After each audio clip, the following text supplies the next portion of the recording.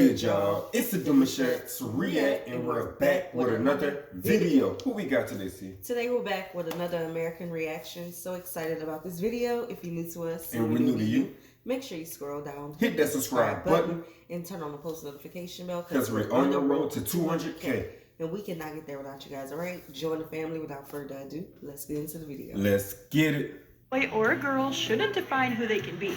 Uh-oh. Sirun, Meta, and Stena are growing up with the idea that being a boy or a girl shouldn't define who they can be. In Iceland, equality starts at home. Mom and dad both work full-time and both handle the kids, cooking, and chaos. Here, that's not just a political statement, it's just Thursday. We haven't talked about it. You do the laundry and you do the deep cleaning. Hjalti does the tidying and the cooking. If he has free time to do something, he will do it. And if I have the time, then I will do it. We really don't talk that much about it. It just happens. Iceland is basically the Taylor Swift of gender equality. 15 years straight at #1 in the Global Gender Pay Gap Report, which ranks countries by how equally women and men share power, pay, education, and health. No other country closes the gap better. As an American, I see how much traditional gender roles are still expected from parents. In the US, it's still mostly mothers who carry the mental load and fathers who help sometimes. It makes me wonder, are families in Iceland really living equality day to day? And if so, what are Icelandic parents doing differently or even better? Let's zoom in on this typical Icelandic family. Okay, so I think we can greatly discuss this one. I feel like as millennials, we are pulling away from what the standard is, especially when it comes to our different cultures. Because, you know, everybody American, but at the end of the day, we all have our different cultures in America, right? Right. And I feel like we come from a background where the woman do the cooking, cleaning, all that. The man just provides. That's it. Bring the bacon home, the mama cooks, you know? Right. Like, we come from parents and grandparents where if the husband come home and take the trash from the street, the trash goes take to the street till he come back to get it. Right. A child is going to do that, right? But I feel like because our cost of living is differently.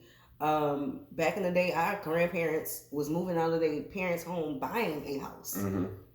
We don't come from that era no more. Right. So I feel like millennials have decided what they want their families to look like. There's no standard gender roles anymore. Yeah, and I do believe there's so many layers to this that can aggravate the situation the deeper you go.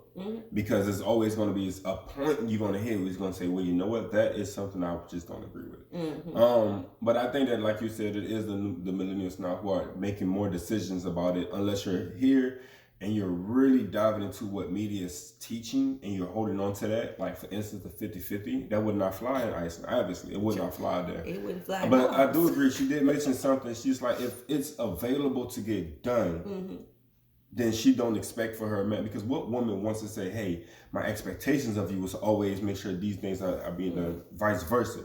Nobody want to be babysitting their partner, right? Exactly. So I do agree. Like, if there's something that's available and there's your free time and a space to see it and you could do it, I mean, why not just knock it out? It's common sense, right? But again, not everybody thinks like that. They really will wait until the woman is available to get to that next thing to do, or vice versa, until the man is available to do this. For instance, here's a sticky one: women taking the trash out, right? They got some women who will feel that, oh, I have a man. Why do I need to do that? And then that's when the layers start to get pulled back, and then we have these conversations where it's like, well, if you're free, why not do it? And well, why I got a man? Well, I got a woman. Why I gotta fold my laundry? Why? You know what I'm saying? So I want to hear what y'all also have to say in the conversation about this, and we're gonna go deeper because we're talking about the kids, right, and them growing up to be who to see that, right? So this is gonna be interesting because our boys, they gonna know how to cook, clean, fold their clothes, iron their clothes. Okay, our girls gonna know how to do the same. And I think, that's just gonna make the conversation even more. No, I ain't gonna. Well, I was gonna say, it's gonna make the conversation even more because when they get older, they're gonna be like, what is the role of a woman then? You know what I'm saying? And I feel like as millennials, we grew up the same way because we do everything we need to do for ourselves. Right. Like we are self-sufficient. We were what they used to call us, the latchkey kids, where we had the keys to the house because we were home alone. So we had to know how to do. We're the independent generation. We really are. Like coming from the United States, we're the independent generation. We are the generation where we were home alone. How my boss said, our parents were not. Ain't gotta touch me. I'm already it. Right. Hey, I've been him. Our parents were not. Our grandparents were not. Our great-grandparents were not. They come from more of a community-based background. Our generation started pulling away from that, like our parents. No, man, it's a real thought provoking thing because you like stop and think about. It's like again, it's layers, y'all. But let's get it. Margaret works in youth services. Chelsea is a physiotherapist. 5-year-old Sigrumetta is a brand new first grader, and Stena Mar 3 is in preschool. Tiny humans, tight schedules. School starts at 8:30 a.m. sharp, and like most families, they hop in the car. Iceland is near the top when it comes to cars per capita. At least with younger kids, a lot of people drive their kids to school. Especially during the winter time when it's snowing and cold. Steinar goes to preschool, like 86% of all kids under 5 in Iceland. From age 3, basically everyone is in early education. In the mornings, getting them to school, it can be stressful. Getting them on time and getting them used to kindergarten, getting them used to school. Yeah, that's probably been like the most challenging for us, I think. I think most people, like most kids, stay like 7-8 hours a day, like in school or daycare. And when they get older, most kids have like sports or music right after school. So I think a lot of kids have like a really busy schedule and have long days. Preschool is a big deal in Iceland.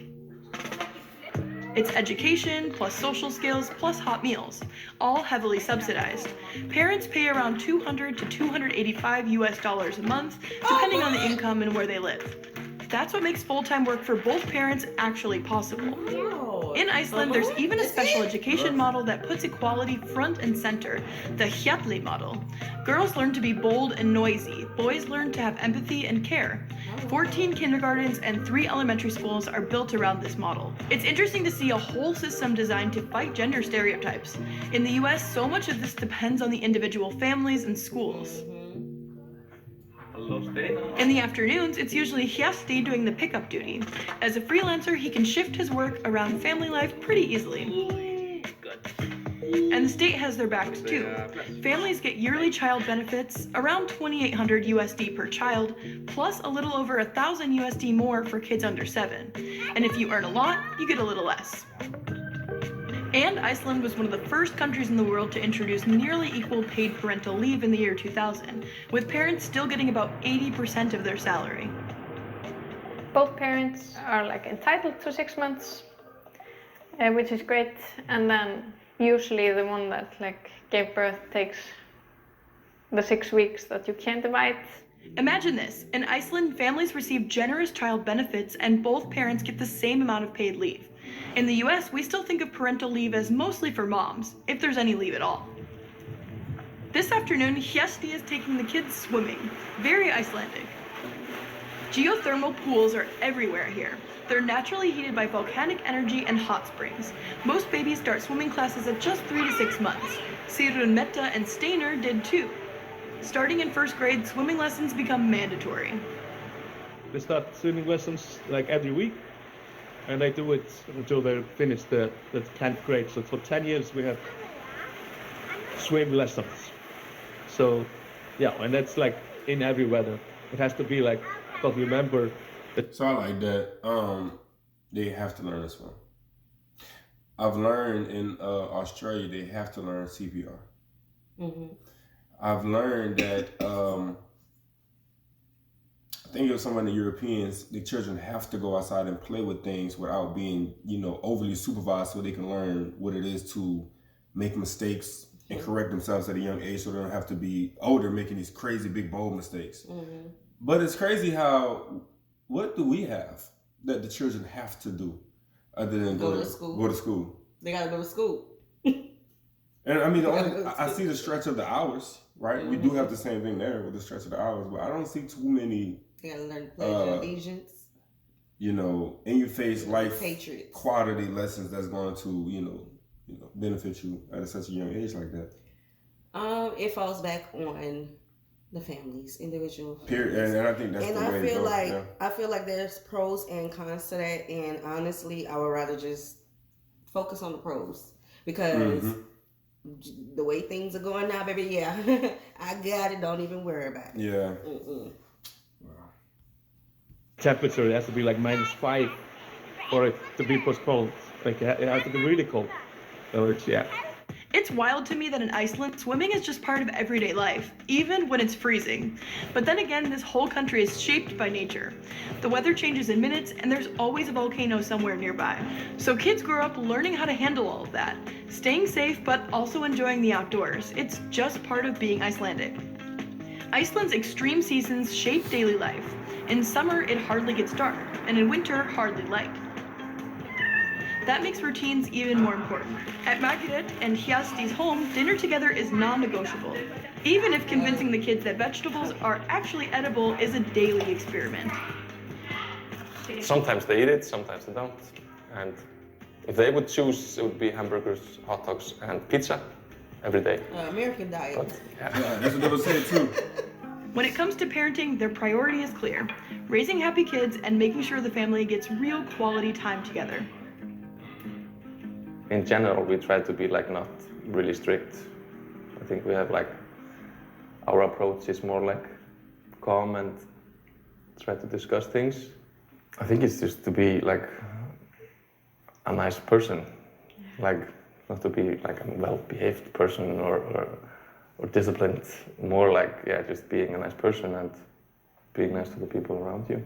Mm-hmm. And that's like, yeah, at least what we value the most. What do Icelandic parents get right? Maybe it's the calm way they make those small decisions every day. Gender equality is not something we think about every day, but of course, like living in Iceland, it affects us. Like we have the same expectations to them both, and we want like the same for them, you know. Yeah. Mm-hmm. So it's like a nice life, and I like really love like being in Iceland, you know. And I wouldn't want to raise my kids anywhere else. Like we have our family, and like it's just home, you know. So yeah. What do you think about the way Icelandic parents raise their children? Let us know in the comments. Boom, man. And we're going to stop right there. Make sure you guys go check them out. Yeah, so this was different. That's interesting. Yeah, I think this was a cool one. Yeah. I know we get some videos when we review and we're like, I don't think that will fly. I didn't see anything out of the ordinary with them. I do want to say that it seems to me they have a system set up to where how parenting is for real. Mm-hmm. You know what I'm saying? Like he said, it's no real discipline. We try not to be too strict. Obviously, and you could tell from his parenting and from his moms and his, you know, upbringing and whatnot and their upbringing. It was more like it's subtle. Mm-hmm. You can see a flow. I can't call it, but it's more like a flow. But I wanted to make a mention, a comparison that here, it's like it really truly depends on who you choose to date and what type of lifestyle this individual had coming up, because it's totally different for every person. You won't see a systematic relationship with certain things that you can get from each household for real, if you think about it. And I'm talking about the pros here. Mm-hmm. And that's even if you are from the same culture. Like me and Dani, we are from same Black American culture. We're from the same Louisiana culture, right? The same state, but two totally different families. So all the way down to the food. Simple. Let me just keep it simple. All the way down to the food, right? Different recipes, like literally same state, same food, but we come up on different recipes. So that's interesting when we were bringing our families together, creating a family together. Yeah. But I would say the model she talked about in preschools that they teach about encouraging the girls to be bolder, encouring the boys to have empathy. Yeah. We see that in their marriage. Right. You know how he's the one who picks up the kids, and he did not complain about that. Just like the woman said, if it's something available for him to do, he's a freelancer. He's able to you know, create his own schedule. Correct. So the wife can just do what she needs to do. Yeah, and I think that falls back to what I was mentioning, how it's systematic. You know what I'm saying? Because when we drop our kids off, it's like, hey, make sure his nose is wiped. That's it. And make sure, for instance, like let's say this kid is, this is just an example.